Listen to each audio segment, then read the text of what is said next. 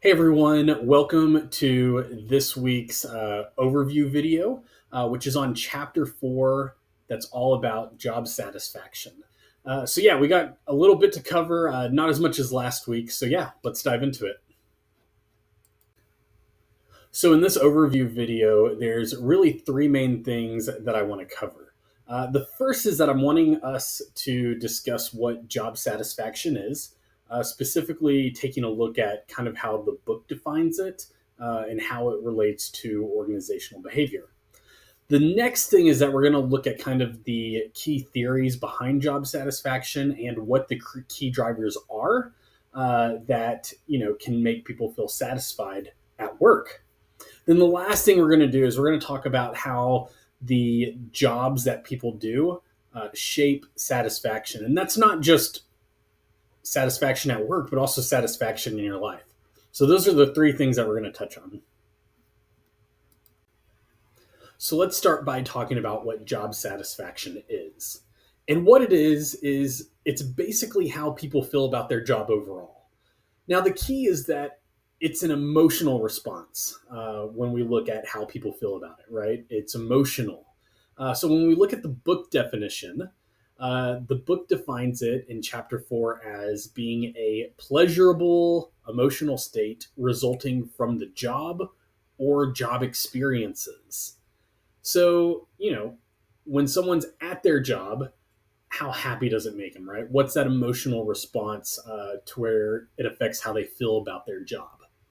And the reason why this matters is because job satisfaction, it doesn't just stay at work, right? It's not contained to the four walls of the building that someone's in. And research shows that job satisfaction is actually one of the strongest predictors to people's satisfaction in life. So people who are happier at work tend to be happier in general. And within the workplace, it affects how to motivate people, it affects how they perform, and if they want to stay with the organization. So it basically shapes how employees think, feel, and act at work. So, one way to really try to understand job satisfaction is through a theory called the value percept theory. And what it is that it's the idea that people compare what they want from a job with what they actually have.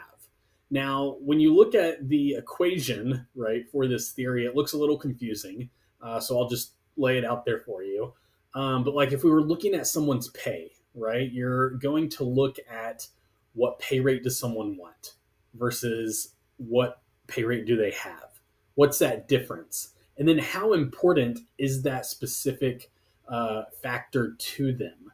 Another way to look at it is what qualities does their supervisor have as opposed to what qualities do they want their supervisor to have, and how important is that to them? And that level of importance from what they want to what they have really outlines their level of satisfaction. Now, what's interesting is that the bigger the gap, right, the bigger the difference between what you want and what you have, that really, the bigger the gap, it's the less satisfied someone feels. Now, when we look at the book and chapter 4, it really highlights 5 main facets of job satisfaction, and I have them listed here. And what they are is pay, promotional opportunities, supervision, right? So your boss, the person that watches what you do, your coworkers, and then the work itself. Now, out of all of these, there's research, and it talks about it in your book in more detail, but satisfaction related to the work itself is considered the strongest driver of overall satisfaction. So, if someone enjoys what they're doing on a daily basis, that outweighs everything else, right? It outweighs the pay, promotional opportunities, supervision, and coworkers. So the work itself is the biggest key driver. So the job characteristics model, what this does is it helps explain what makes the work itself satisfying, right? If we know that the work itself is the biggest key driver, what actually makes the work satisfying? So what this model shows is it shows that jobs that have variety, identity, and even significance, it gives people a sense of meaningfulness when they're doing that job. Additionally, you can think of like autonomy, because autonomy gives people responsibility. And so when people feel responsibility, it makes the job satisfying. Another thing is that feedback, right? Feedback, it gives people knowledge of the results of the work that they've been doing. So, together these job features, when we're looking at all of it, it tends to boost satisfaction. So, on top of all of that, our moods and our emotions at work play a big role. So, positive moods that are triggered by meaningful, challenging work, it increases satisfaction more than just random mood swings. So, ultimately, higher job satisfaction, it doesn't just make people happier, but it leads to better performance, less turnover, and even greater satisfaction with life overall. All right, so that is the very brief overview on the key topics that we cover in Chapter 4 related to job satisfaction.